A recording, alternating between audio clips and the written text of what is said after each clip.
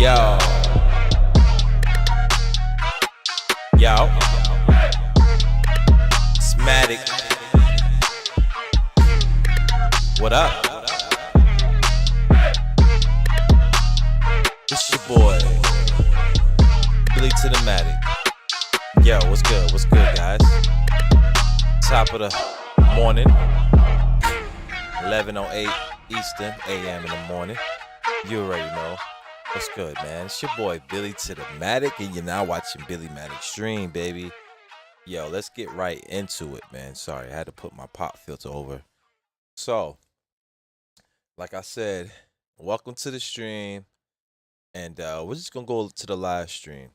Right now, we're just going to do a lot of researching for my Twitch stream and everything. Everything's out right here, so if anything gets, like, covered up, I'll just switch it out, whatever, like that. It's nothing. Just doing different things for the Twitch channel right now, you know. I might hop on the little, hop on Discord to try to see what's up and everything. But let's see what's up, you know. Let's go ahead and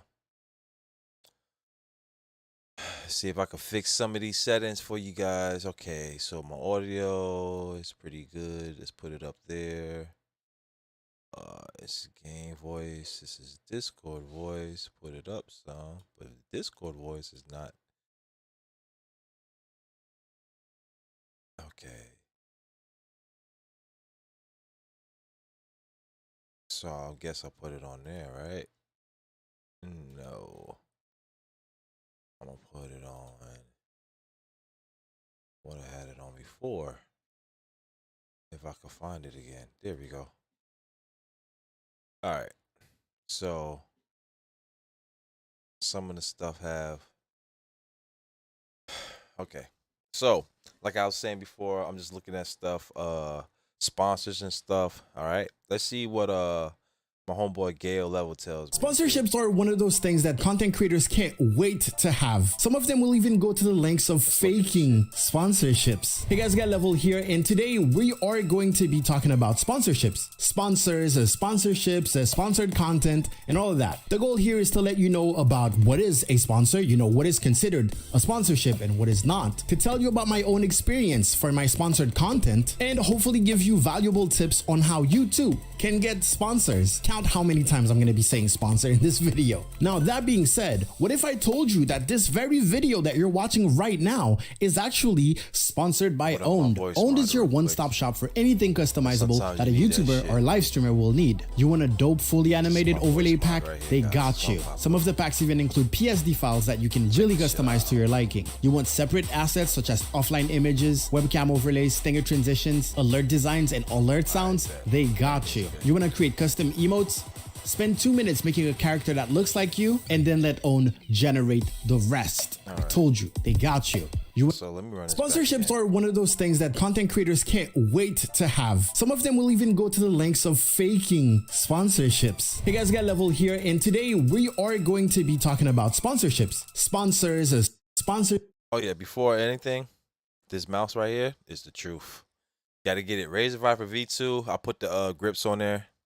Man, love it. Love it. I got it hooked up now, corded to there, so you already know the deal. Let's start this shit. Sponsorships, sponsored content, and all of that. The goal here is to let you know about what is a sponsor, you know, what is considered a sponsorship and what is not, to tell you about my own experience for my sponsored content, and hopefully give you valuable tips on how you too can get sponsors. Count how many times I'm going to be saying sponsor in this video. Now, that being said, what if I told you that this very video that you're watching right now is actually sponsored by Owned? Owned is your one-stop shop for anything customizable that a YouTuber or live streamer will need. You want a dope fully animated overlay pack? They got you. Some of the packs even include PSD files that you can really customize to your liking. You want separate assets such as offline images, webcam overlays, stinger transitions, alert designs, and alert sounds? They got you. You want to create custom emotes?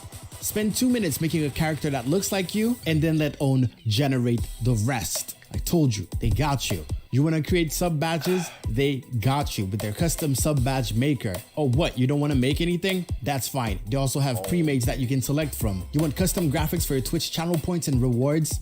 They got you. You want bid badges? They got you. You want to make a dope profile picture? They got an avatar maker and a gaming logo maker. You want to make a channel trailer or a custom YouTube intro? That's pretty dope. Avatar maker. On 3D. Let me write this shit down, because I am going to forget. Let's see. Is it there? Oh, all right. Well, I'll go back to this video. They have a channel trailer maker. No need for editing at all. Oh, so you want a YouTube banner too? They got you. There's a lot of other things that they do, but I'll let you figure it out by going to own.gg/GaelLevel. That is own3d.gg/GaelLevel. That was probably the smoothest sponsor transition I've ever done. Anyways, let's talk about sponsors. What is a sponsorship, or a sponsored content, or a sponsored creator? Now, the definition will vary depending on who you're asking, but in this domain, in this field, I would say that a sponsorship is basically when a company pays a creator in order to showcase their product or services. It is usually used for advertisement purposes. So basically, a company will be like, hey, here's some money, talk about our product or services to your audience, because they are more likely to use that product or service if it's coming from your mouth. You're a content creator, you're an influencer, you influence them, they love you, they might actually try it out. Do you love me, guys? I mean, do I want to know? Do you love me and shit? You know? I mean, if you do, just show some love, you know? Put some emotes on the chat or something, guys. Show some love, you know, so I can start interacting and shit. You know, I like it. The more I interact with you guys, the more I'll drink and be fucked up for you guys. You know what I'm saying? But anyways, it's early in the morning, but let's continue. Now, I'm not here to give you legal advice, but in general, it is pretty much illegal to be paid to say a message or to advertise something without disclosing it. This is why this video, for example, will probably have something that says include paid promotion, because this video is sponsored by Own. They paid me to say the things that I said, so it's an included promotion. That being said, there will be some sponsored content on YouTube where you will not see that little thing, because YouTube is trying to be in accordance with the law, but sometimes the creators forget, or they don't feel like it represents their whole video. They don't want anything to be misconstructed, because the sponsor can pay for a whole video or can just pay for an ad. In my case, if there's an ad in my video, I'm putting the little included paid promotion thing, which means that in this particular case, Owned paid for this spot. They didn't pay for me to make this video. They're not paying me to talk to you about sponsors. No. Now here's where the lines get a little blurry. For example, I do tech reviews. So companies send me tech, but they don't pay me to do those tech reviews. Mostly because I feel like tech reviews shouldn't be like a paid thing. It shouldn't be, I mean, it can be endorsed, but if you want me to advertise it, you pay me and I advertise it.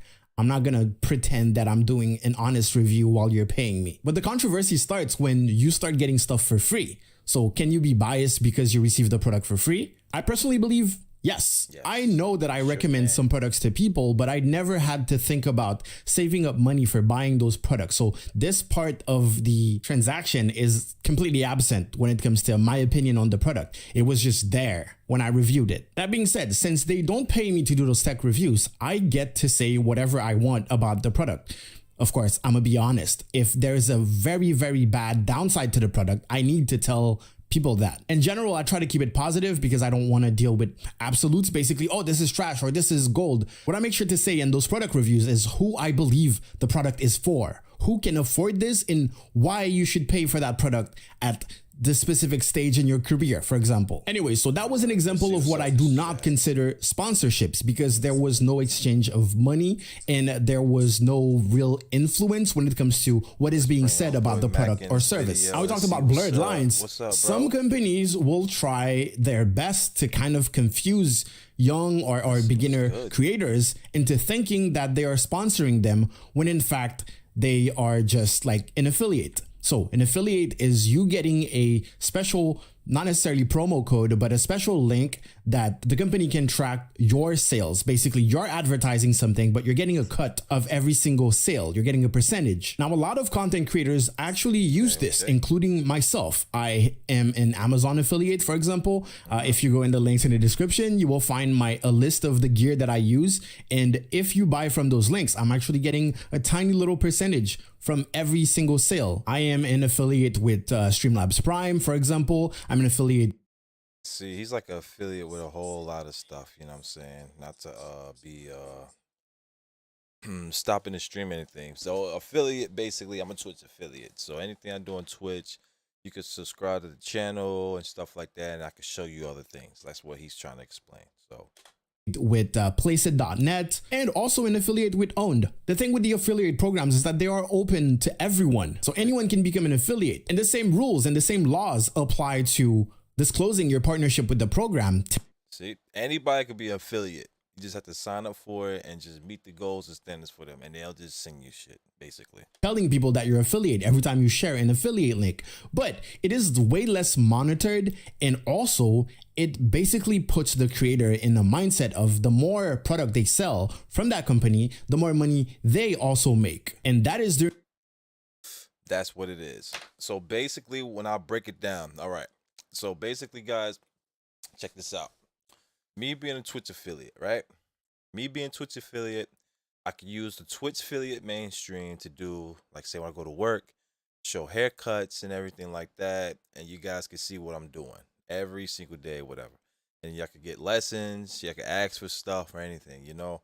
It's just like an educational thing that I could do, you know, and then I could take it and put it to another type of browser or another service, like whatever, you know, like Kick or anything like that, so you guys can see what I do or play games. You know, it's like everyday lifestyle. Anybody can do it. And then while you're doing that, like, say for instance, okay, boom, for instance, like, boom, like I'm smoking, be like, oh, yo, what type of filter tips you use before you smoke, whatever, you know what I'm saying? We could talk about bud, whatever, right? Not to say to get deep, but I could be like, yo, I use this, the Habibi joints from the store that I bought the other day, and this is the brand and everything like that, and I could tell you about it and everything, you know? I could do that. Whatever. You can tell about that. But they're not getting paid for it. So this is not a paid sponsorship for Habibi, just to say that, you know? That's how things work, and you just put it together, you know? Let's start. During a time period that is infinite. As long as they are affiliate, they have this incentive of promoting this product or service so that they can make more money. Meaning that while they're not directly being paid to say good things about those products or services, they have an incentive to do so. When it comes to live streamers, I've seen a lot of live streamers say sponsors and then they put a bunch of logos in there, and you can recognize a lot of companies that are doing this affiliate thing and also calling it sponsorships, when in fact it's just an affiliate link that they give you. Even I fell for that trap when I first started streaming on Twitch. There's a lot of gaming related companies, companies that sell like grips, for example. There's a lot of supplements that are targeted towards gamers that also do this. There's coffee, there's chairs, there's so many of those companies that kind of sell you on that promise that, hey, advertise us for free and you will make a lot of money. The more people click on your link and buy it, the more money you will make. But the truth is, you're advertising for free. Also, you end up recommending products that you don't even use, so you can't test the quality. And this is where this moral spiral goes down. Now let's talk about the lowest of the low. And it is something that I've seen in the streamer community, because I do a show called Stream Review every Friday, 8 p.m. CET on my Twitch channel, where I review other people's streams. And this is where I would see some sponsor banners that are not real sponsors, and sometimes from very, very, very shady companies. And some of them are pop-up companies. So there are companies that will pop up, get a crappy website up, get bots going on social media asking people to be their brand ambassadors, or are offering sponsorships, and they will either ask you to buy a single product before you can start promoting their product for free, which is insane. Or they will just, give you their affiliate link and say, hey, you're a brand ambassador now, you can advertise our stuff. And they mostly target small accounts because they have a limit on how much you can sell before they pay you. They might tell you, hey, your account needs a balance of like $100 before we can actually pay you. Twitch, you need a balance of actually $100, right? And on Twitch, I'm at $99, whatever. So that's why I say, yo, subscribe and everything like that. So anything over $100, I can go ahead and cash out. I said, as soon as I do that, I will give away shit. My next giveaway, if anybody wants games a lot, this will be my next giveaway. My next giveaway will be this, the Razer Viper V2 Pro. Matter of fact, I even got the box for it. Hold on a sec. Where's this shit at? Oh, it's over here. Yep, this is the box for it. I paid $100 for it, and I will give it away for the subs. Most subs you do, the most subs that people get when I set the timer for it, and I'll set the link for it, we'll get this for free. We'll get this. I mean, the box is kind of messed up, but I had it for a minute. But this is the Viper Ultimate. It's still here. Still comes, still good. Comes with a docking station, the cord, pink cord, everything. And they will get also this free mix amp right here, Astro mix amp. So if you go on Twitch and you subscribe, I will definitely for sure send that out to you. So the next person, I even do this. Check this out. I even do the next person, whoever subscribes, gifts a sub 5 times. First person that gifts a sub 5 times while I'm doing the stream gets all of that shit for free. All right, Viper Ultimate. Matter of fact, when it's on, but they know that yeah, let's go ahead and do this shit now. So basically, we'll just based off of your following, most likely you will never reach that $100. And if you reach that $100, usually they're selling a product that is so overpriced that they are twitch.tv/BillyMatic89. Go ahead and subscribe. If you're already a Twitch user, you already know, log in your Twitch account, follow BillyMatic89 on there. Go ahead, subscribe, 5 subs. First person to do it gets sent. They got to inbox me off rip. Inbox me on Twitch right now. Let me put up my Twitch account right now and inbox me, and I can tell who did it off rip. The next person to subscribe me 5 gifted subs on Twitch will get this Viper mouse for free, and they will get the Astro Mix Amp. They'll get this Viper mouse, and they'll get this Astro Mix Amp. All right. Go ahead and subscribe and get those gifted 5 subs, and you go ahead and get that shit for free. And you inbox me, and I'll inbox you. Inbox me info, and I will send it out. And we'll have legitimate documentation of that getting sent out too. Official. All right, so let me go ahead and open up this Google real quick.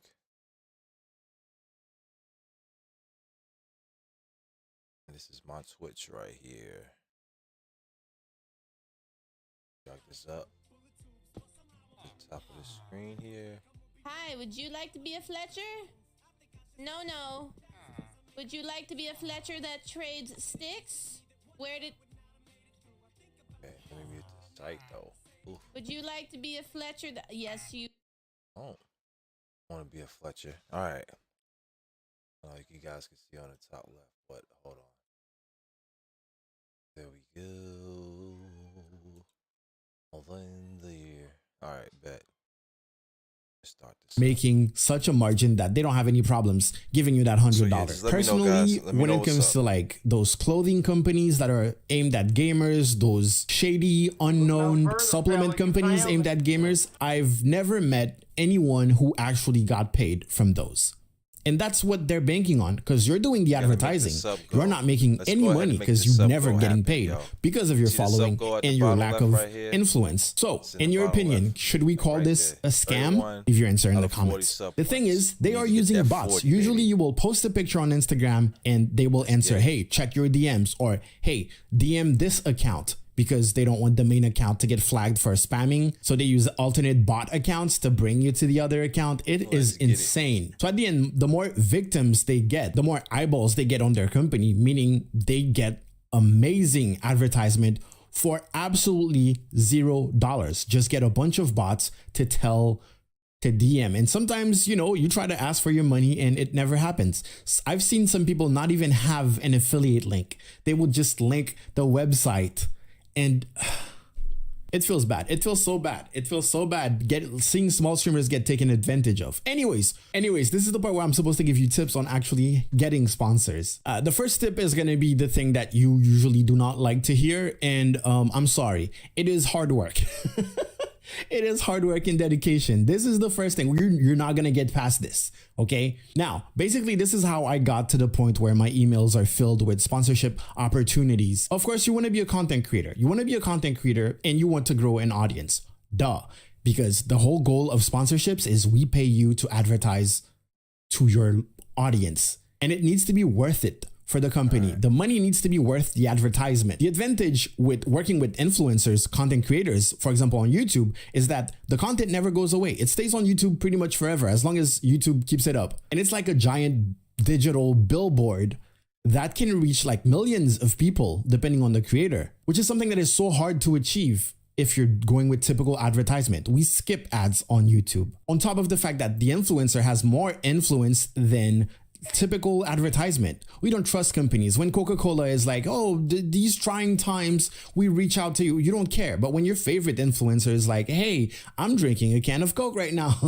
Coca-Cola, please sponsor me. I drink a lot of Coke Zero. That's the goal. So the first step is going to be find a specific niche. Now, this is the niche part is really what's going to allow you to get those sponsorships.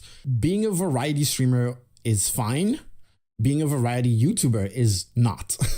First of all, the YouTube algorithm needs to put you in a category. They just can't help it. But also, you need to be finding sponsors that are related to what you do. Companies need to have an idea of what target audience you have. In my case, it's gamers, live streamers, content creators in general, and of course, a mix of all three. This is why this video is sponsored by OWN, because that is also their target audience. I also worked with Uncanny.gg. That is also their audience. Their service is directly aimed at Twitch live streamers. I worked with Adobe when they were promoting Adobe Spark because they had this new section that was made for live streamers. Same thing with Placeit. Same thing with pretty much all the sponsored content that I will have are about something that I believe my target audience would be at least slightly interested in. Now, finding a niche and making content for that specific niche is not just enough.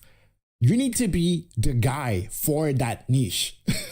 You need to make it so that it's pretty much impossible for the companies that are targeting that audience not to know about you. First of all, you need to make it so that it's impossible for the audience not to know about you because they will be interested in your content because you will be such a voice in that specific niche. In my case, giving advice so to I'll live update the streamers, stream giving for you guys tutorials, right there, having alright? the stream review show over on Twitch, tech reviews, and it's mostly tech reviews that have to do with live streaming, you know, mic reviews, headset reviews, and stuff like that that live streamers can use. And then specific tech tutorials for like Streamlabs, OBS Studio, and stuff like that I know that live streamers use. So I'll put it in there. The first stream, first crowds to get it, it's going to get it. You know what I'm saying? So I already updated for you guys. All right, let me start. I try to be very present on social media. So I'm on Twitter, I'm on Instagram, I'm on TikTok. I used to be on Facebook. So I not only keep up with my community there, which is the same target audience. Those are the same people that follow me, but I also try to keep it matching my content. On Twitter, you can find me talking about live streaming, live streamers, tips for live streaming, gaming, content creation. On Instagram, I pretty much do whatever I want, but you get the point. On TikTok, I also post live streaming tips, but that is the general idea. I'm sorry, this is not like a super shortcut video. Hey, how to get sponsored while you have 10 followers. If it comes, All right. So it's a lot of talking. I know it's a lot of talking, but these are the things that I basically looking for. How to get sponsored for Twitch. All right. So what I gotta do is my Nightbot account. I gotta change that.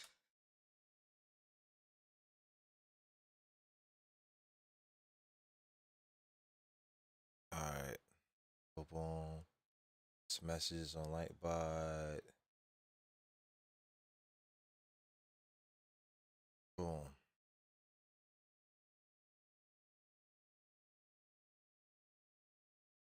All right, let me go ahead and change the lyric.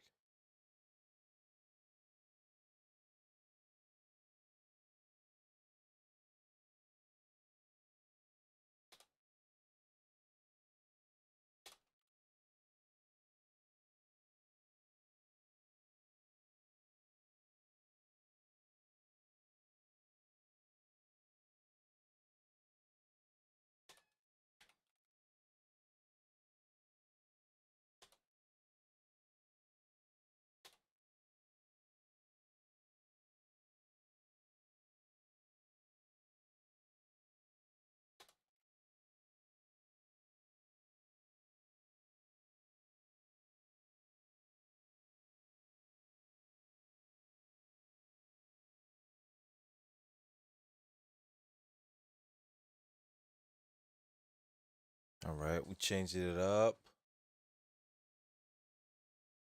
Boom. All right.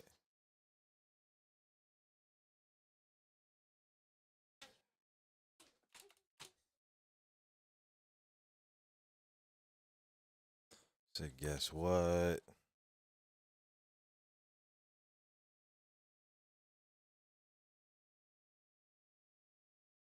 Give a surprise link on. Let's see. Next, I'm gonna cancel that. I'm gonna cancel it. Guess what? I'm gonna delete it. The boom lurk, barber link. So this is all the commands I could put on my stream. So if you do exclamation mark,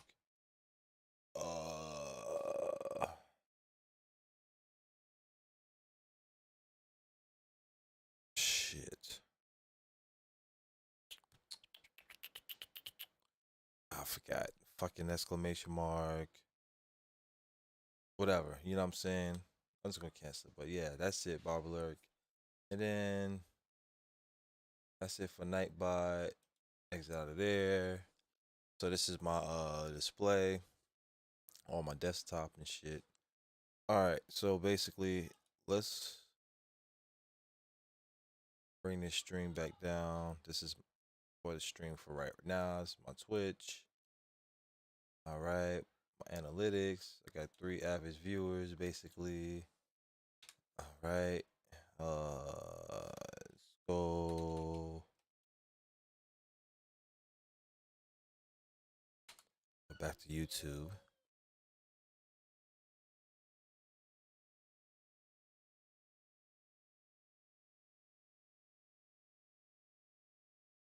Let's see.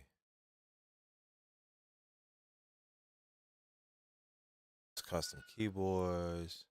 Let's see about If this you've cheating played problem. any FPS multiplayer game, especially on PC, you've probably at some point played with or against a cheater, whether that's someone blatantly 360 no-scoping everyone with maximum damage, or a wall hacker doing a bad job of hiding their unfair advantage. We've all talked about it many times before, but it's not often that game developers share about what they're doing to stop cheaters. Typically, that's because they don't want to lay out all of their security measures, because that makes it easier to undo them. But what I wanted to share with you right back, today guys. was a really surprising and interesting post that Call of Duty made in regard to cheating in Modern Warfare 2 and Warzone 2, complete with a level of transparency that we don't usually get to see. And in it, they demonstrated ways in which cheaters are being hindered, trolled and embarrassed, but more intriguingly addressed something that I've not seen many, if any, other game developers talk about: external devices which you can use on console to cheat. So let's dive into all of that now. If you enjoyed the video, drop a like and a comment below. Thank you. The next few clips that I'm about to show you represent mitigations that are currently active in both Modern Warfare 2 and Warzone 2. And these are used to negatively impact the experience of cheaters, while also giving the developer teams the opportunity to collect valuable data from these bad actors, ultimately providing the anti-cheat teams with valuable information to help combat their behavior in the future.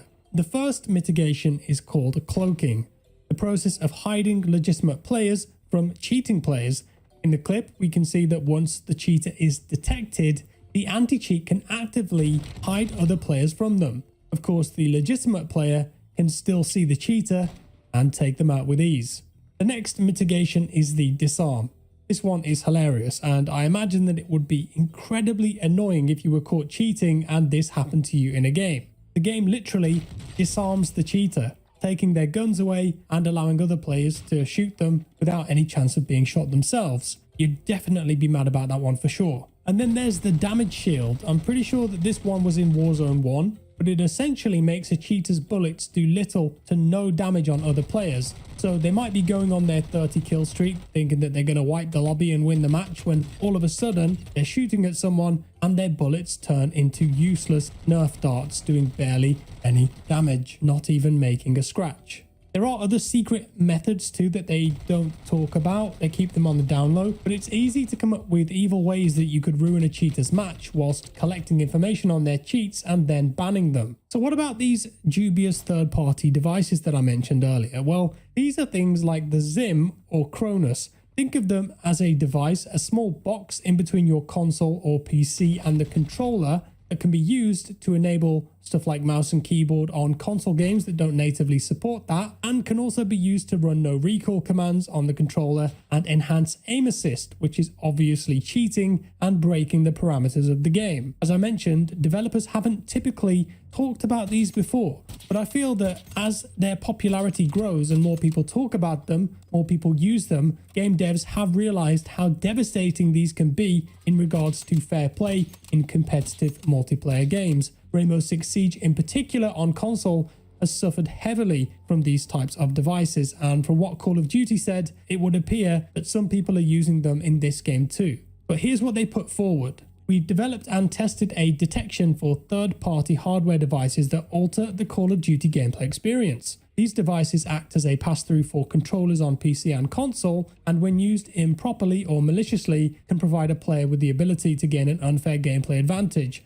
such as reducing or eliminating recoil. Testing is complete, and this detection is deployed globally on all platforms. Users across PC or console who are detected to be using third-party hardware devices to impact the Modern Warfare 2 or Warzone 2 gameplay experience will first see a warning about the improper use of these devices. Continued improper use of these devices may lead to additional warnings, the development of mitigations, account or feature suspensions, or the banning of the offending account across Call of Duty titles per our security and enforcement policy. We will continue to monitor this new detection's effectiveness and update our system against further circumvention over time. We know that players have been asking us to examine the improper use of these devices, and we're happy to lay the foundation for this detection to protect against unfair play across PC and console. So obviously, Call of Duty have figured out a way to detect these pieces of hardware, which is great, and hopefully this puts a big dent in the amount of people using them. I've already seen on social media screenshots from cheating forums where people are complaining that they're getting this message, their accounts have been banned and they can't use those devices anymore. And it's interesting that the devs are stating now that your account could be banned across all Call of Duty titles, which seems like a harder stance than they have taken in the past. I'd also argue that perhaps an instant temporary ban rather than a warning on first-time detection if you're found to be using these devices for gameplay advantages sends a much stronger message to stop or risk losing your account completely. I like the fact that they said that they will update their systems against further circumvention over time, because of course, just like anything, these devices can be updated via firmware, but I suppose if they get the most popular ones in-house and they keep up with the updates, they can consistently keep updating their detection and banning them. Moving on, the post talked about something else brand new for anti-cheat detection that I would love to see given to the players, but I think it's unlikely, and this is the replay investigation tool. We've deployed a new replay system tool to help protect the integrity of Modern Warfare 2 multiplayer and Warzone 2. Using captured and stored match gameplay data, our teams can load up and watch any completed match as part of our investigation process. Replay will be used as one of many tools by the Ricochet anti-cheat team and our studio partners to identify cheating behavior in all multiplayer modes, including rank play. With respect to rank play in both Modern Warfare 2 and Warzone 2, Team Ricochet will automatically capture and store all match data for the highest tiers of competition for potential investigation use. We're also capturing match data from suspicious accounts across all multiplayer modes for easy replay access. Though it's a new tool, Replay has already helped with investigations into suspicious accounts, resulting in permanent bans, and banned players will be removed from all leaderboards. But that's pretty awesome, and it basically means that the developers can internally save match data and play it back. It's just a shame that us, the players, don't have access to that too, as it enables many great features such as watching your own games back, maybe detecting players that you were suspicious of cheating and then reporting them, or just making cool clips like we used to do. So maybe someday we'll have that back again. And finally, in regards to ranked play, with ranked on the horizon for Warzone 2 in Season 3, you would hope that the developers are locking the game down and attempting to ensure that it will be as fair as possible. In relation to that though, they've opened up pretty strong, stating that banned accounts will have their records purged from the ranked play top 250 and other competitive leaderboards, and on top of this, adjusting the skill rating for players that have frequently played with and benefited from banned cheating accounts, even if they themselves have not used cheats.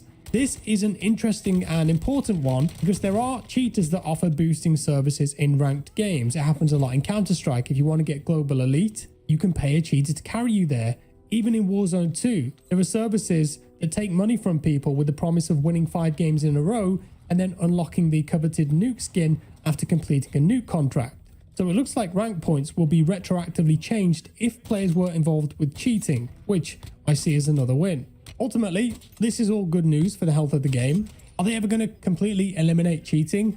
No, of course not, but this at least shows a bigger commitment to attacking it in many different ways, including detecting external devices, which is rare to see. I know that Activision have recently sued some of the biggest cheat developers too, which I think will definitely make an impact in the long run. And that's all for today, folks. Do let me know your thoughts down in the comments below. Thank you for watching. Like the video if you enjoyed it. Subscribe if you're new, and I'll see you next time. Bye-bye. Morning, even afternoon, we got a banger for y'all today, baby. What we got for here's a reaction video to me reacting to idiot streamers that got caught cheating live. This is courtesy of Sunny V2. I got the YouTube in the description. Be sure to check them out. This is a great video, and I had a blast reacting to this. If you do enjoy this, drop a like, hit the sub button. Most importantly, be sure to tell somebody you love them. All right, I'll catch you on the next one. Got a reaction video for y'all here. This is idiot streamers who got caught cheating live. This is from Sunny V2. I'll leave the YouTube link in the description. Be sure to go check them out, stuff like that. All right, let's get into it. From using aimbot during a live CSGO I'm assuming tournament I've seen to some of completing these, Super Mario 64 but I'm hoping I've not seen them all. blindfold. These are the dumbest streamers who are caught in 4K cheating, beginning with Elm Zero, who accidentally left his aimbot on whilst trying out for a professional esports team. Up until this point, Elm Zero had accidentally built a leave it on. respectable 3,000 Twitch followers for his impressive Apex Legends gameplay. However, while trialing for the pro team Zenith, judges noticed that his aim was almost too impressive. And while this first kill was arguably still possible without aimbot, his next kill was significantly more suspicious. Whoa there, buddy. Elm Zero shoots through the wall as if he already knew where the enemy was, before locking onto the player with near perfect accuracy. Elm Zero was instantly called out in a Twitter post reading, "How are people streaming cheats in Scrims LMAO?" which received a response explaining that he was known for cheating on PUBG in the past. One of my accounts was banned from PUBG. I was banned by the PUBG Corp for, my ban message said hacking. Determined to expose Elm Zero for good, another clip was tweeted of him warming up for the match, in which his aim was once again robotically accurate, and with the evidence seeming conclusive, Zenith Esports would make a tweet explaining that Elm Zero was not contracted with us and has been removed from our trial process, which was followed by Elm Zero deleting all of his social media before disappearing from the internet. Semper0311 was even stupider, as after going live playing the game Destiny 2, he'd forget to hide the Destiny, aimbot bro. program altogether. At the time, he was streaming to a small audience of only 16 people. However, this was enough for one of his viewers to notice the fishy gameplay. Writing in the chat, "Is that aimbot? On your screen, it has like red squares around them." Semper was dumb enough to read the comments out loud. My screen has red squares around them. And after pretending to be confused for a couple of seconds, the stream ended abruptly and the footage was deleted. In the days that followed, Semper denied cheating and threatened to ban anyone bringing it up. No, it's not. No, it's not. And I didn't, dude. If you want to get banned, you can keep saying that. Yet after being pressured by the audience, Semper admitted to cheating in the weakest way possible. There was wall hacks on my computer yesterday on stream. Like, I'm not denying that. I just don't know how they got there. However, at least Semper eventually admitted to some kind of wrongdoing, as the next person blamed her cheating on a non-existent person. The streamer in question went by the name of Miss Q Gemini, and just prior to being This clip, exposed, bro. she'd state that people often called her a cheater simply because she was female. You know what's really sad? That sometimes, because I'm female in Counter-Strike, people are like, "You're cheating!" However, the real reason behind why she was called a cheater revealed itself just minutes later, as she Bro. began her first CSGO game This of the needs to go stream down in with a wall hacks history enabled. museum. Mid. To be going back to B. After dying in the game, she'd come to notice her colossal size mistake and attempted to play the whole thing off by stating that she had some weird glitch. Do you guys ever get that weird glitch in CS:GO where it shows your rank? That it shows everyone's rank. I played the other day with Rock, and he got that, and now I have it. I don't know why. It's weird. Which was then followed by Miss Q Gemini, stating that someone named Clara had been playing on her computer earlier that day. Wait, Clara! Hold on. Clara, give me 1 second. Clara, let me just message this girl. Give me 1 second. Why is this on my computer right now? Where is this? How do I close this? I need to text my friend Clara right now. She was at my house earlier today. I'm literally gonna kill her. She promised me she didn't use it on my PC. Clara, out of all people, This is golden, what bro. happens when you let people use your PC. Realizing that there was no getting out of this, Miss Q Gemini began to trade all of her items to a brand new account, yet unfortunately this wouldn't stop a Twitch ban, which happened later that day. And while it's certainly shameless to blame a friend for the hacks on your computer, it's not nearly as shameless as aimbotting during a professional CSGO tournament, which is what would happen in the case of Optic Forsaken.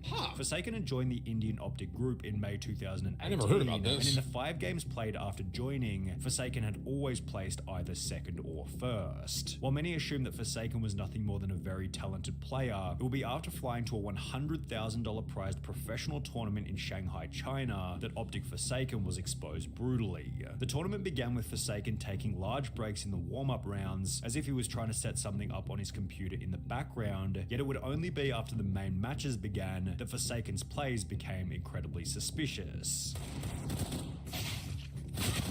This first strange flick into the ground was followed by countless examples of him locking perfectly onto the enemy.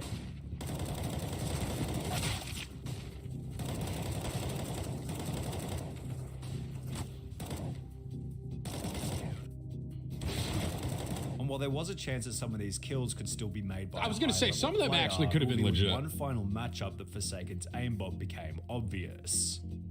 Is he aiming the guy mid?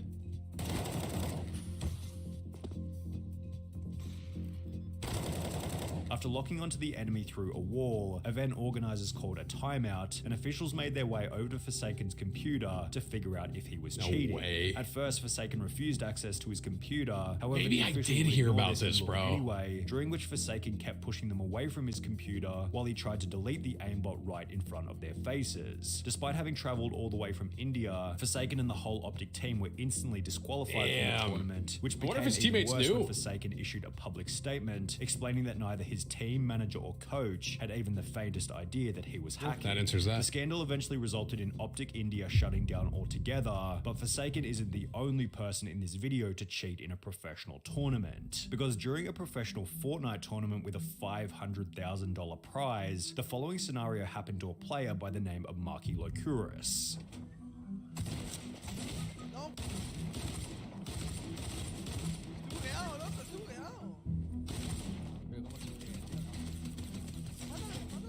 Despite being down and finished countless times by his opponent, a glitch prevented Marky from being eliminated. Whilst being revived, Marky told his teammate to keep quiet about what had happened, which was followed by the two unfairly killing the player who had downed Marky originally.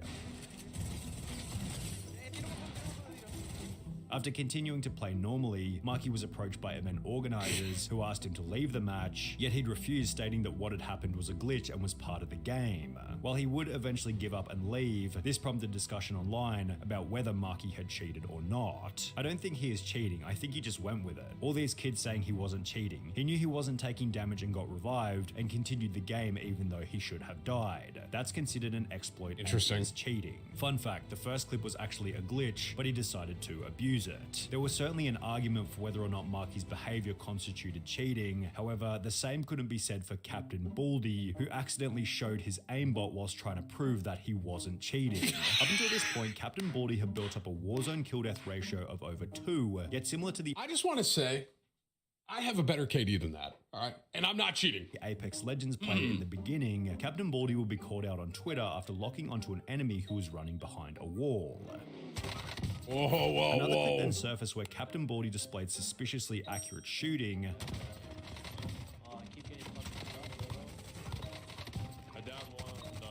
And as a result, his chat began to fill with people calling him a cheater. Determined to prove his innocence, Captain Baldy agreed to show his task manager, I think yet I saw this hilariously one. seemed to instead tap the key, which brought up his cheat menu. I did see this, bro. Yo, they want I my did. tag manager? Hold up. Control delete.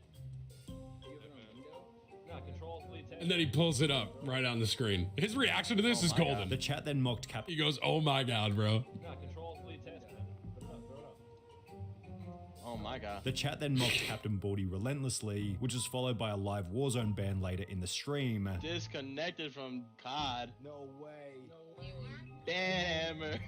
With the Captain Baldy saga ending with the deletion of his entire Twitch channel. Getting caught while checking the task manager was a trend continued by Call of How Duty many people are streamer cheating, Young, bro? It's although crazy, he didn't actually. take his expose as Guessing humbly I'm as hacking, Captain bro? I'm Baldy not. did. Young's viewers noticed Unless- that he always seemed to know where the enemy was coming from, so just This like is our last OG year, the Verdansk. audience requested that he show his task manager. Now, Young wasn't dumb enough to bring up the entire cheat menu. All right, sorry guys. I was getting something to eat. I don't know. I guess some of my settings reset it. I guess I don't know. Shit. All right. If you've Just looking played at any cheaters and FPS shit. multiplayer I game, know. especially on All right. So let's see. Let's look something educational.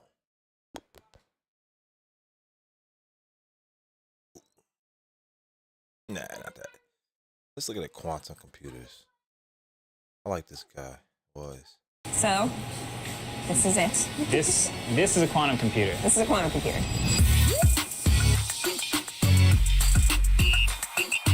Here I am seeing a real-life quantum computer for the very first time with my friend and king of tech YouTube, Marquez Brownlee. And I'm finally understanding why quantum computers are such a big deal. Quantum computers. Quantum technology. What on earth is a quantum computer? Bits, qubits. Try all the codes at once. Whichever nation first develops a practical quantum computer will have a tremendous advantage. Quantum supremacy. I see a lot of news about quantum computers, and it's always extremely confusing. That was really well done, and I still need to rehear it. But also, it's often wrong. Quantum computers aren't supercomputers. They aren't bigger, faster versions of what we use now. There's something totally different. And that difference is actually the key to understanding why they're such a big deal, why governments around the world are battling it out to build them the fastest. Quantum computers are wild. They're on track to change what we can build and how we understand the world. They're kept at temperatures colder than space. But if you think you really understand how they work, you're probably wrong. At least I didn't. And that's where this video starts. Marquez and I both realized that there was this big, important technology that we really didn't understand. So we decided to go on an adventure to figure out the truth about quantum computers, what they can really do, and why we should care. And of course, we're taking you on that adventure with us to show you what we learn as we learn it. And more importantly, to show you how these crazy computers might actually impact your life, and sooner than you think. Yo, not to say this shit, but if you guys ever watch Terminator, John Carter and shit, this is like some fucking what's that shit called? Whatever this shit's called. Whatever, put that shit in the chat, man. This shit sound like some Terminator shit. Look. That shit look like a fucking, yo, that's some Terminator shit, bro. I swear to you, bro. That's like the big ass shit, dog, at the end, bro. Yo, put that shit in the chat, man. If you guys think that shit look like some Terminator shit, dog, let me know, bro. Because this shit look fucking crazy. Hold on. Yo, this shit crazy, man. Look at this shit. It's a very niche skill we just got, which is being able to hear when a quantum computer is working. What does it sound like? This fucking quantum computer my ass, bro. This shit's fucking crazy. Yo, put lurk in the chat, man, for your boy. You know what I'm saying? Put the lurk in the chat. So it works. It's not broken. I swear I'm usually good with tech, but... Like, the only function of this screen is to provide directions. You're getting this? So we're going to visit IBM's quantum computer. This is really exciting that they're letting us see this computer because it is, to my knowledge, the largest quantum computer that exists, which I say with confidence, like I know what that means. I was gonna say, what is biggest? Because like I heard, you know, like supercomputers, they're massive rooms full of computers, and when someone says we have the biggest supercomputer, I'm like, oh, I can picture that. The largest quantum computer, I'm not even sure what to picture. I imagine the golden octopus. You know that thing that Biden looked at like this? The press images, yeah. Yeah, and I know that in order to see that, they have to shut down the computer. So this is like, took some real logistics on their part to allow us to see it. A real deal. What is most interesting to you about quantum computing? It's definitely on the edge of my expertise, I would say. Of course it's going to be edge of your expertise because nobody fucking heard about quantum computers. Look. This is some AI shit, right? This is like some, what's that called, man? Fuck, yo, Terminator shit, bro. I'm fucking high as shit. Forgot about that. It's Terminator shit. You know what I'm saying? I swear to you, bro. Star Labs shit. I'm telling you, like, yo, Terminator shit. This is the reason why they make fucking movies like this back in the day. And you really gotta fucking pay attention. You know what I'm saying? I'm really curious about when it's actually gonna touch like regular people. Next thing you know, they're gonna be talking about we could go back in time, we go to the future and all that, and John Connor's gonna pop out of nowhere.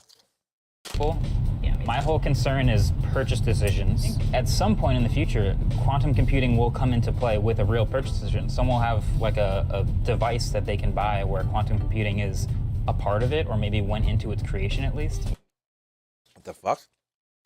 So everything that we do now could be quantum computers. So right now, we're in the era of like supercomputers. You know what I'm saying? So sorry, my thing fucking died. But yeah, we're in the era of supercomputers. So just to make things like to put in perspective. Yeah, bro, we're really on some shit right now. All right, I gotta unplug my fucking mouse real quick.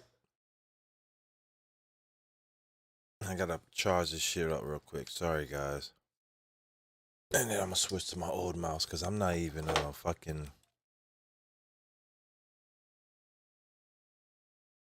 All right.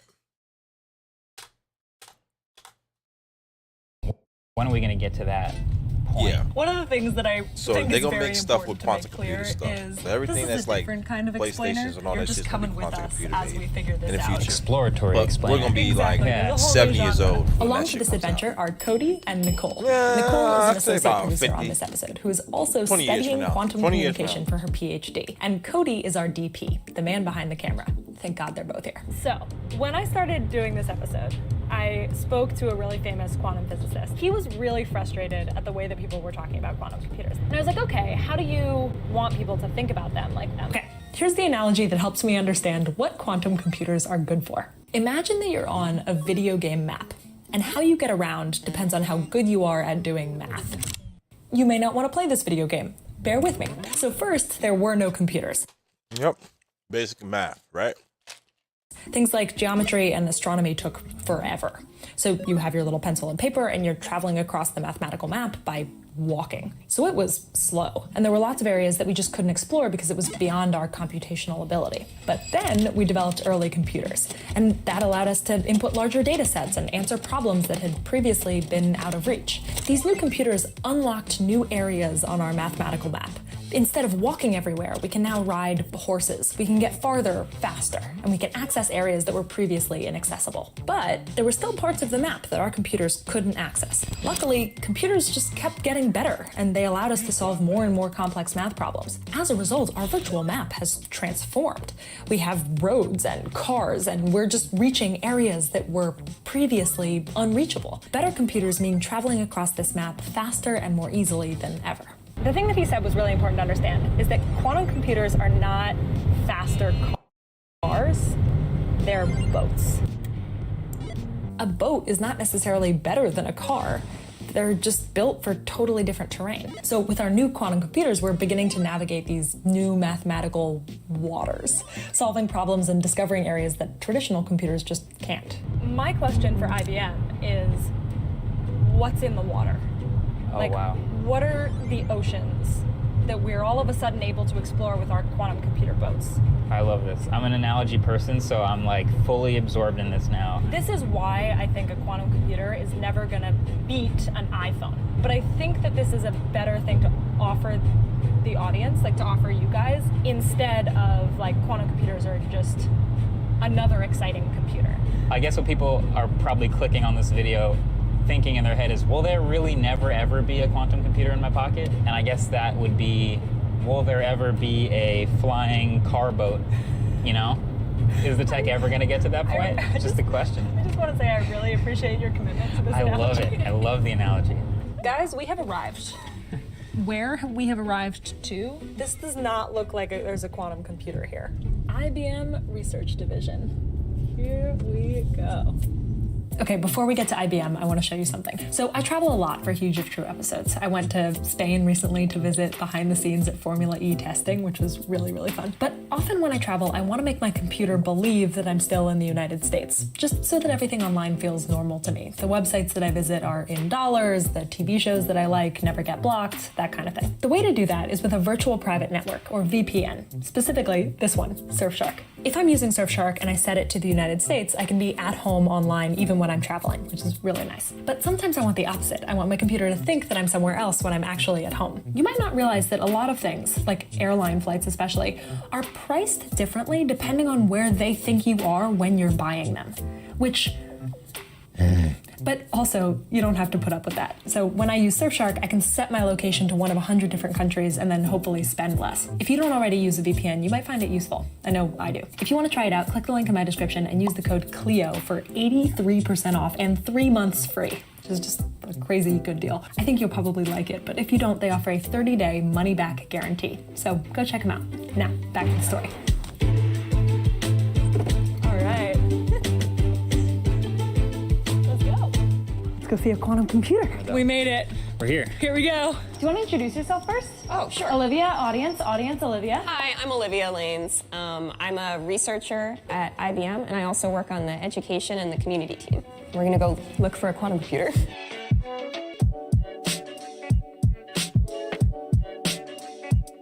What's going on here? This is our Watson setup. No, please go ahead. This is like where the Watson AI thing was displayed.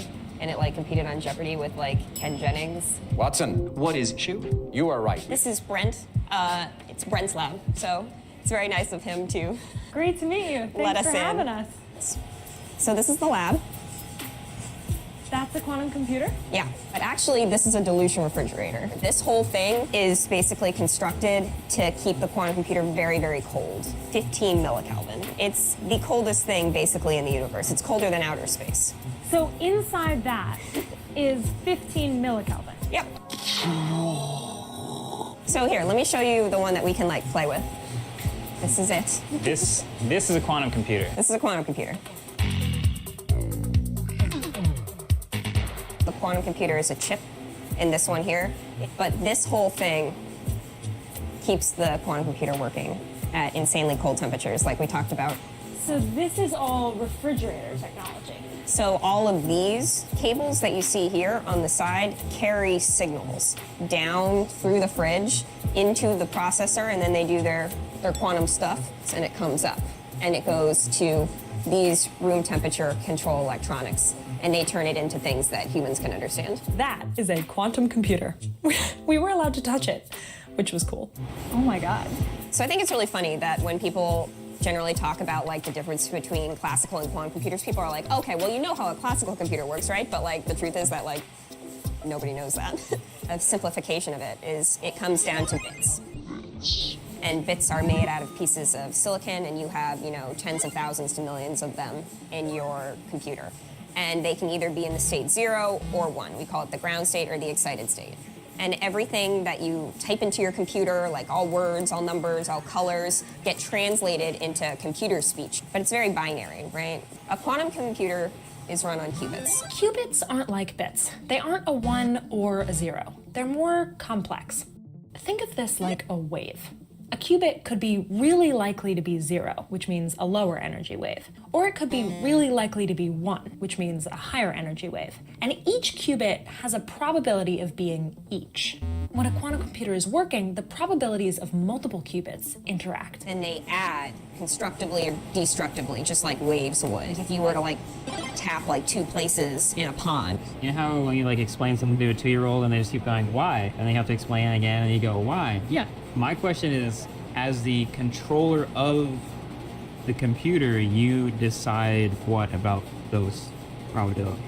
Basically, you are altering the probabilities while you're running an algorithm. It's a common misconception that quantum computers try all the options. That's not right. This is simplified, but it's more like a quantum computer kind of watches the pond. It watches how all of those waves interact and then finds the most likely answer. If this is all confusing, don't worry. All you really need to know is that quantum computers calculate things very differently than classical computers do, and that makes them good at different things. Quantum computers are not going to be faster at everything than a classical computer.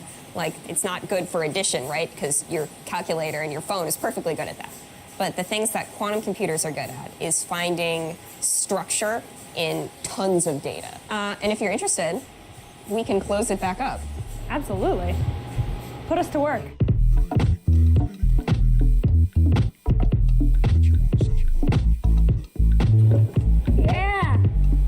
Let's go back to our virtual map. So we have our boats, and we're floating around discovering new parts of this map. One of the first new areas of interest is simulating nature.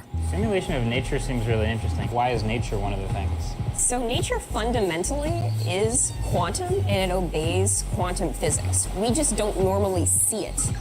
But if you look at like a molecular level and like the atomic structure of molecules, everything has to follow the laws of quantum physics. It's really hard to calculate what a material or what an atom is going to do past a certain size. So at a certain point, it just can't do it.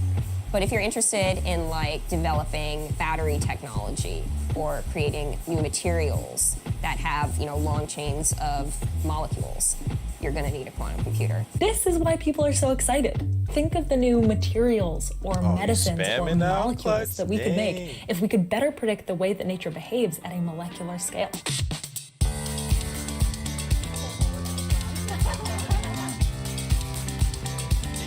Oh, yeah.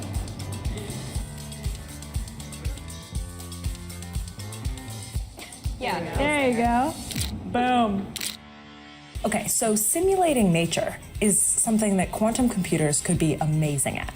But we're also getting closer to another use for quantum computing, one that people and governments are more concerned about. Completely new encryption algorithms. Break encryption. Quantum-resistant encryption. A fully functional quantum computer could be built with code-breaking capabilities that could render all forms of online encryption unreliable. Okay, now this is the one that I've been waiting to ask about. Okay.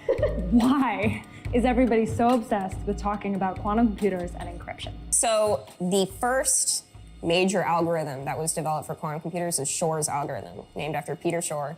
Super nice guy. He invented an algorithm which basically can find factors, prime factors, for really large numbers. Why does anyone care about this? Because that's the basis for RSA encryption, which is basically how all transactions on the internet are conducted. And the entire reason that all of our encryption schemes today work that way is because it's basically impossible to crack that with a brute force classical algorithm. It would take, I think it's like billions of years. But a quantum computer could do that way more efficiently. We're talking hours to days. So this global race now makes a ton of sense. Whoever gets a quantum computer to actually do this has a big, obvious advantage. But we haven't done that yet. That's one of the ones that requires probably like 1 million qubits or more to do, but we're working up to it. So we're not going to be using quantum computers to break all internet security right now. Today, we're at 433 qubits, the record set by IBM. 400 to 1 million qubits is a big difference, but Olivia is confident that we'll get there sooner than you think. In the next 5 or even less years, we're going to see people switching over to quantum safe algorithms because of this reason. So RSA goes away and we have quantum safe encryption instead? Probably. Not all at once. Yeah. But gradually, you're going to see people do it. We're progressing at an incredibly fast rate. We're solving problems that people didn't even begin to know how to crack 2 years ago. But we've done it. Like every single year, everything that we say we do, we do. Nothing mathematically or physically prevents it. And so if the physics says it's allowed, the engineers will find a way. That's sick. I'm picturing, I'm adjusting the analogy slightly, that it's submarine because there are sort of different levels of quantum computing. Yeah. We are just skimming the surface. We're going to keep iterating and improving upon this technology every single year. And we're probably going to discover like new applications that we haven't even considered yet. It's a bottomless ocean. It's a bottomless ocean. The tour was amazing, and as we left, we thought about what we learned. Awesome, let me just get on the highway and then I will have thoughts. Quantum computers do look exactly like I imagined they look. They look like the pictures. Like the picture, yeah. But something about being in person with it was just like, oh, helped me understand that this is a fundamentally different technology. Like it just looks so weird. I'm really glad I got to finish exploring that analogy and fully understand it too, and adjust it a little bit to like really encapsulate at least everything that I currently understand about quantum computers, in that there is an evolution into the future of them and that they're specialized and really good at certain things. Just, I like a good analogy, so that helped a lot. Okay, so what is your summary of the analogy now? All right, I think it's enough of this. Let's, I guess it's hop some Call of Duty. Fuck it. Let's do it.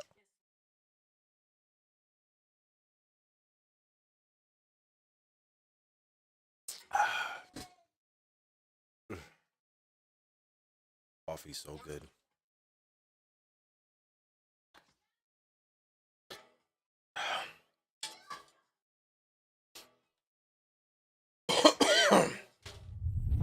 Play with the old mouse today. Play with the old mouse. The one I got the sweet sticks for. Show you what you guys working with. It's the Viper one.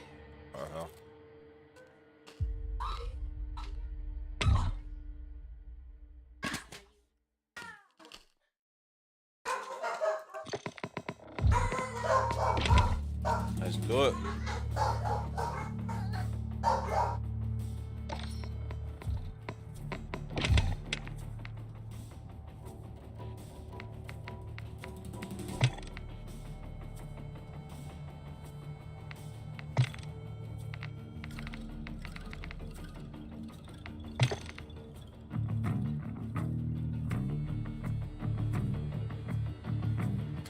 Damn, Clutch. You got the Nightbot telling you to stop spamming and shit, bro. Damn.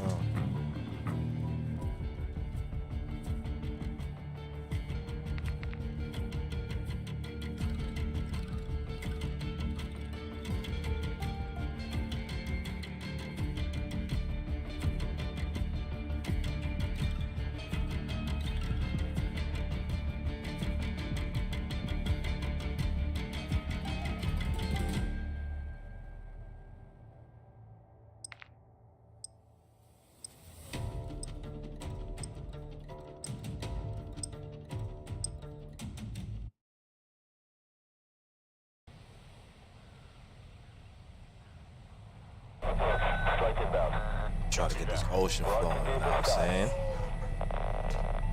We'll check the area.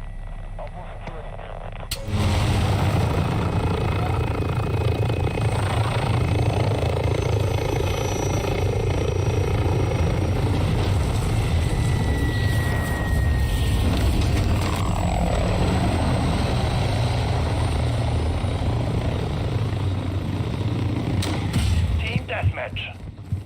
Jaeger 1, you clear to engage all threats.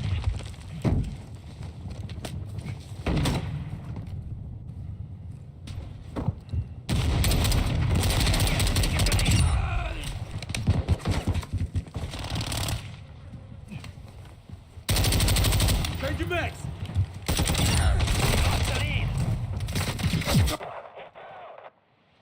All right, let's see. Yo, Gene, get out the room. One mid by Cafe.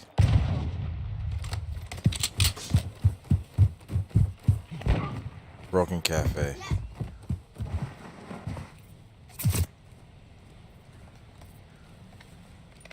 Secure the lead. Yeah, got him.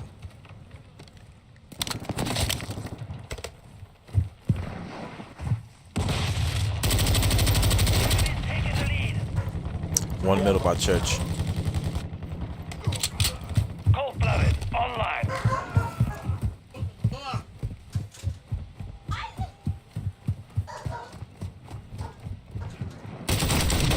Fuck you. Two mid by Cafe. Two mid Broken Cafe. We have taken the lead. Throw a grenade.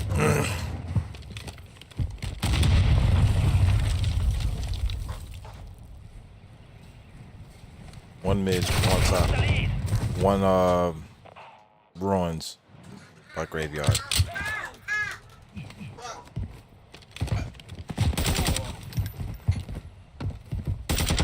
Loading. One by Broken Tank building. Movement.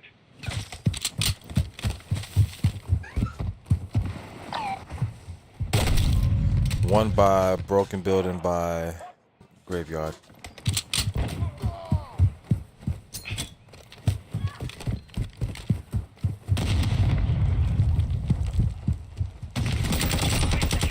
Too close.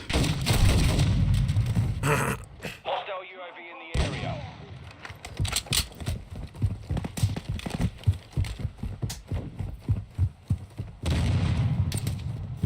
We have taken the lead. Target down. Our UAV is orbiting the area. Fuck you.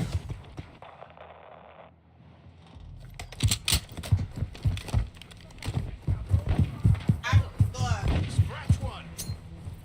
Toss in front.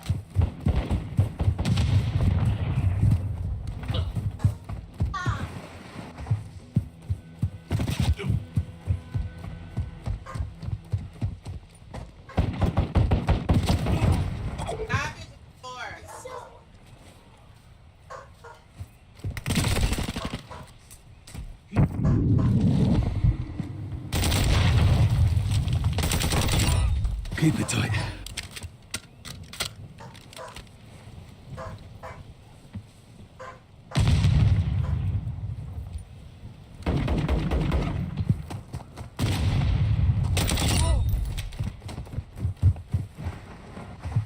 Ghost online. Switching legs. Hostiles launched an SAE.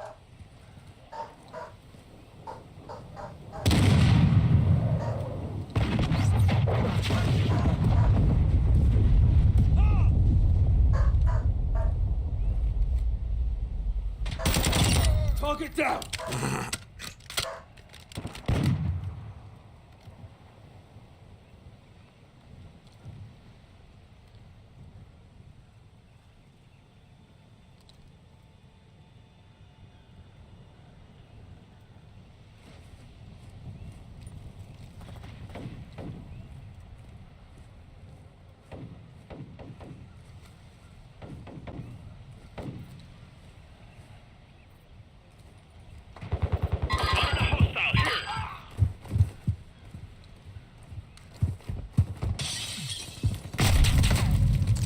Green building coming to the other spawn.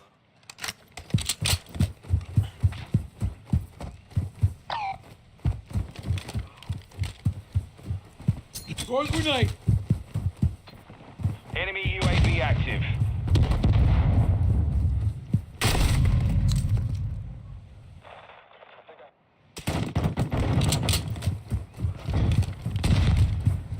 Tossing frag! Eso, back. I'm on your 6. Suck on this, cabrón. I'm getting stitched up! Enemy mission complete. Keep it up. I'm reloading!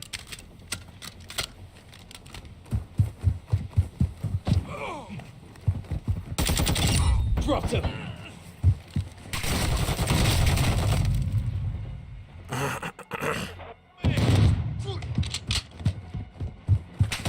They tagged me. UAV is taking the lead. Reloading!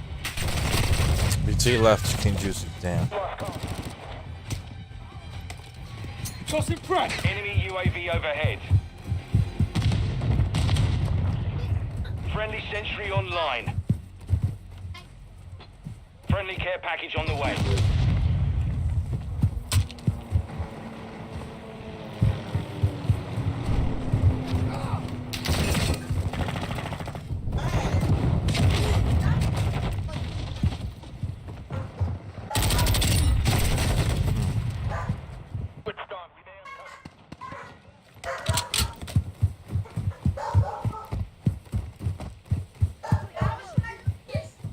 Friendly UAV on station.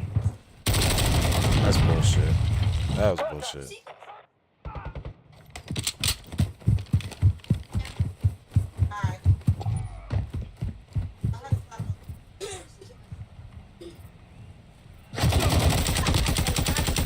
Cluster mine active.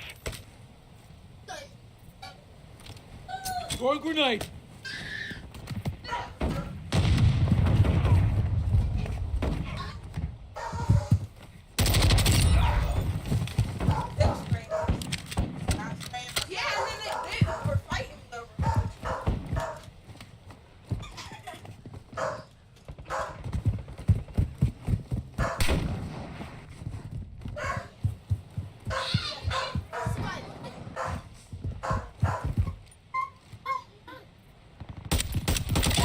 Loading!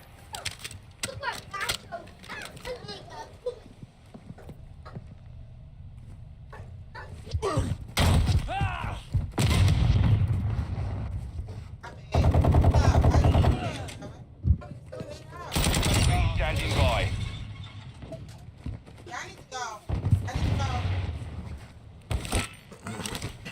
Copy that. UAV online and orbiting the AO.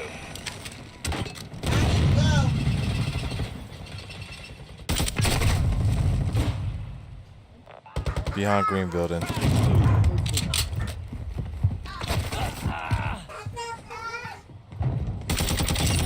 Reloading! Be advised, UAV is exiting the AO.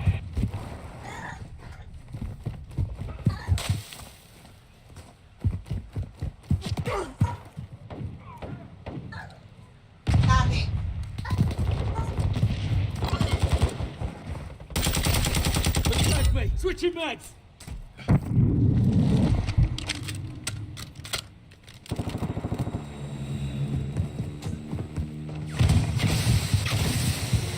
Friendly UAV online.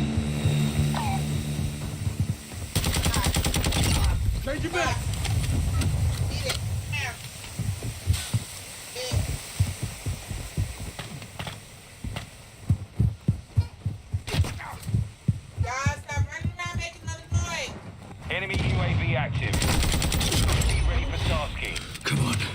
Get yourself sorted.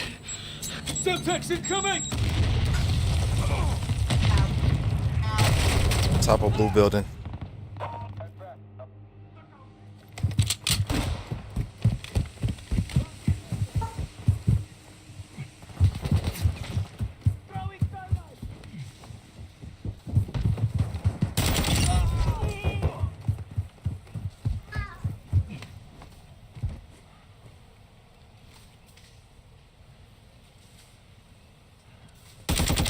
Loading!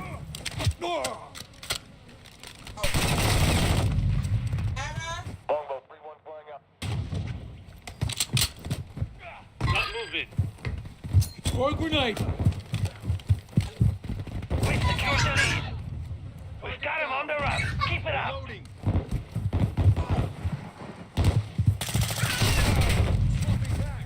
Good shit. GG, guys. The mission is complete. Well done. And I will strike down upon thee with great vengeance and furious anger those who attempt to poison and destroy my brothers. And you will know my name is the Lord when I lay my vengeance upon thee.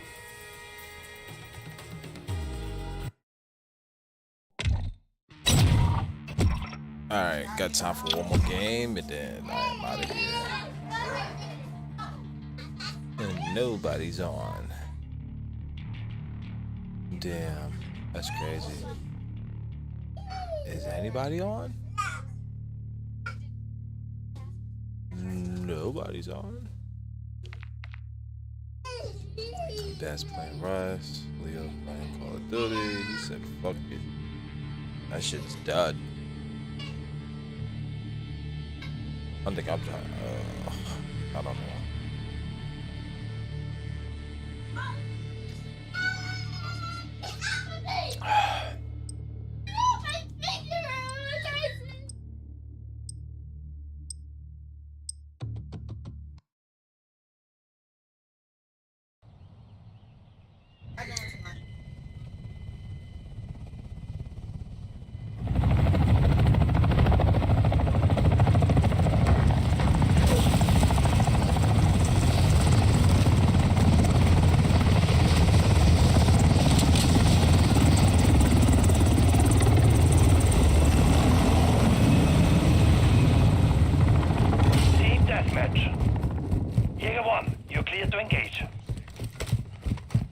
Watching your 6.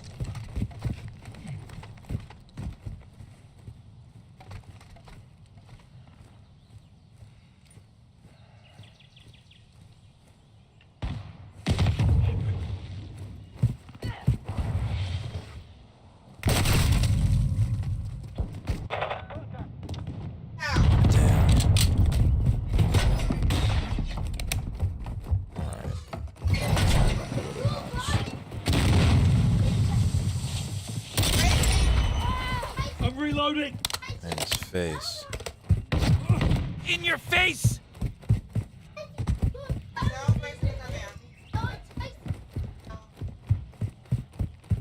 Wow.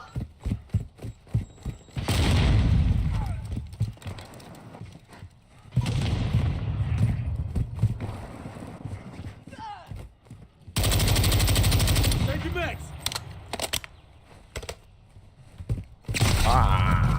Fuck you, bitch. Enemy UAV overhead. Only 2? Whoa.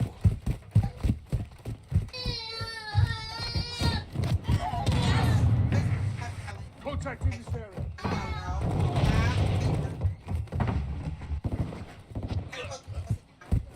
Cold-blooded activated. Find some medical.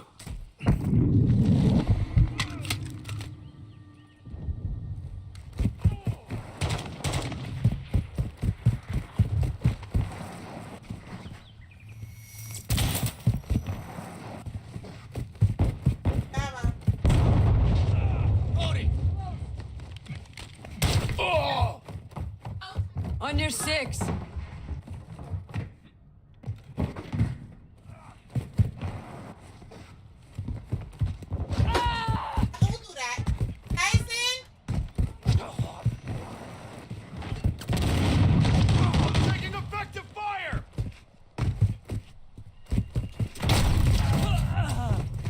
They in a photography building.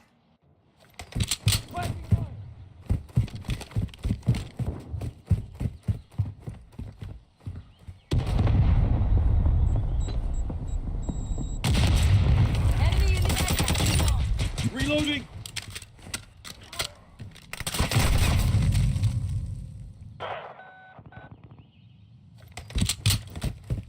They're going to the photography building when they spawn from 8 side.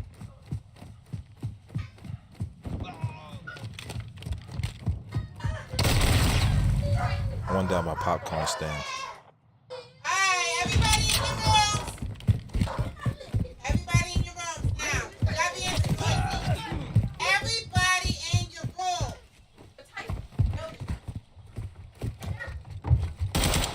Loading.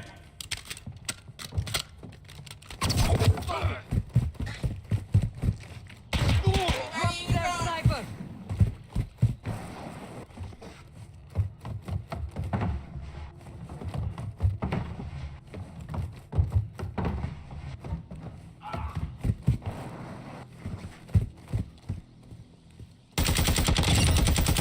Drop that sniper. Switching mags.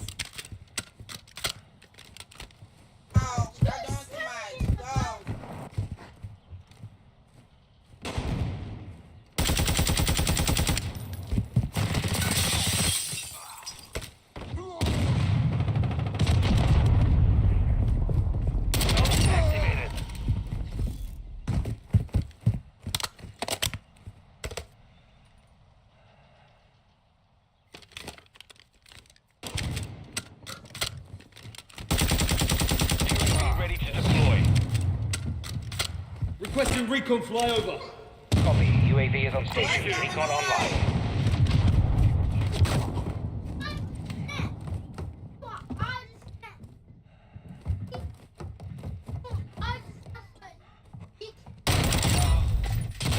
UAV down.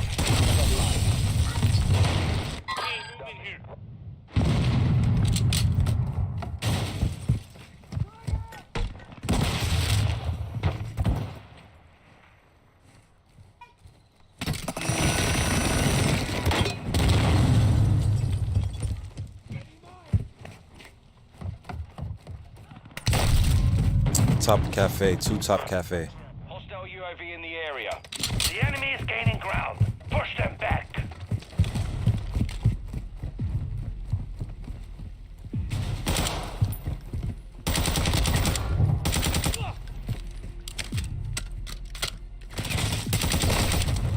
Lucky bastard.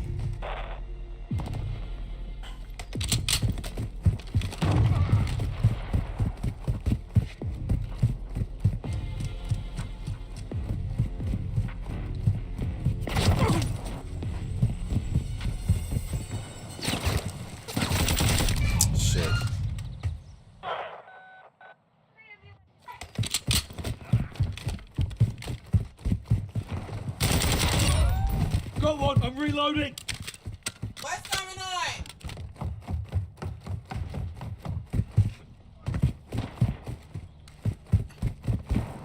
Hostile care package in the area. Moving here.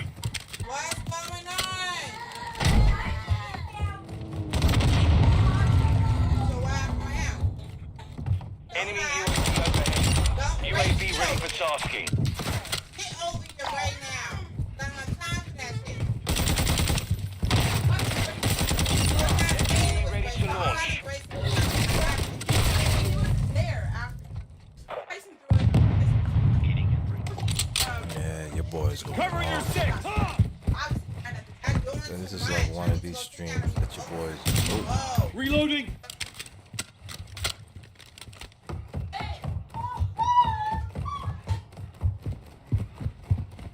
We gotta win this shit,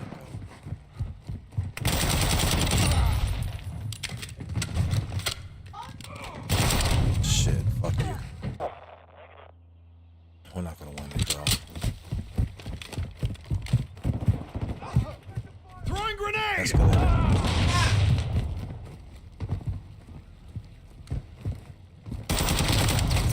He's on escalator.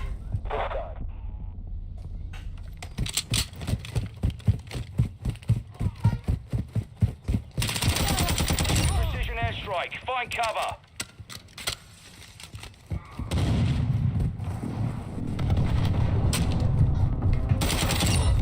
Change your mags.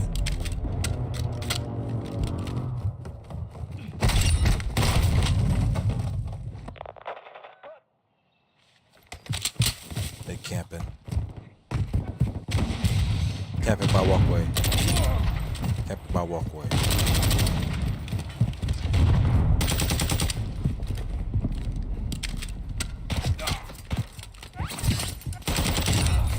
Got one. Loading. Got your 6. I'm reloading.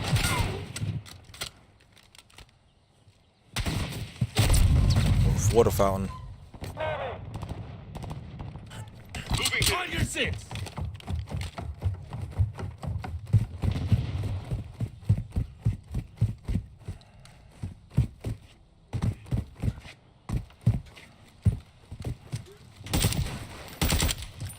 Flashing cover. Target down.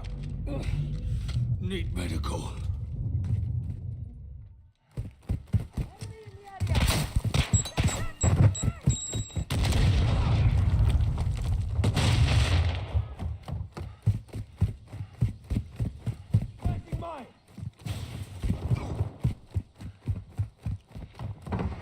Got you covered. I'm getting stitched up. Subtext. Close one.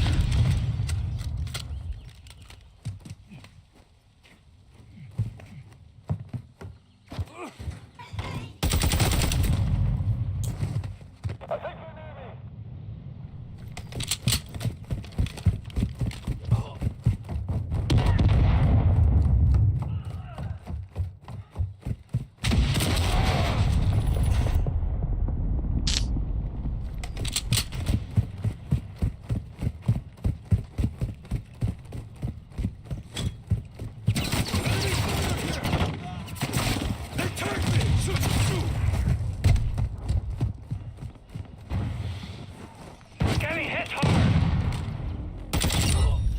Sorted that one.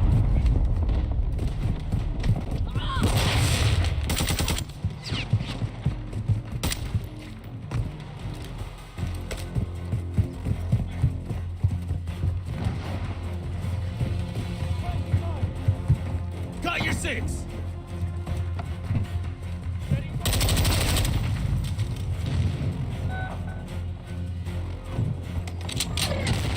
GG. Mission failed. Return to base.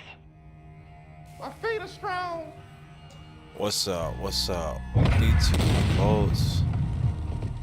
I don't know, bro. I don't know what time Sin getting on, bro.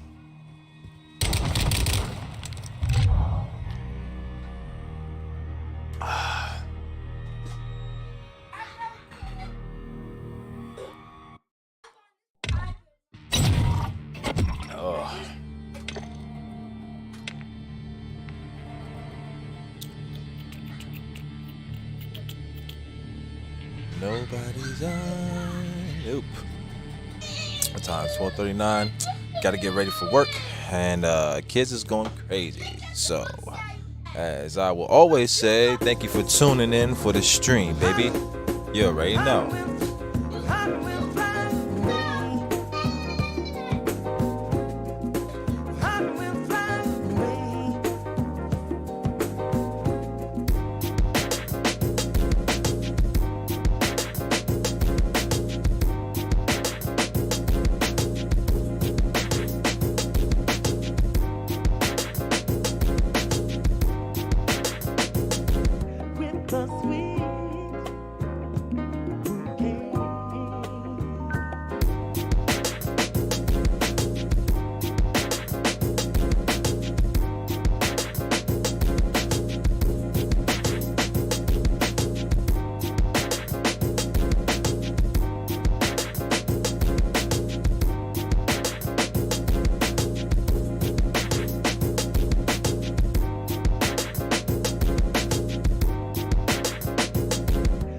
the sweet.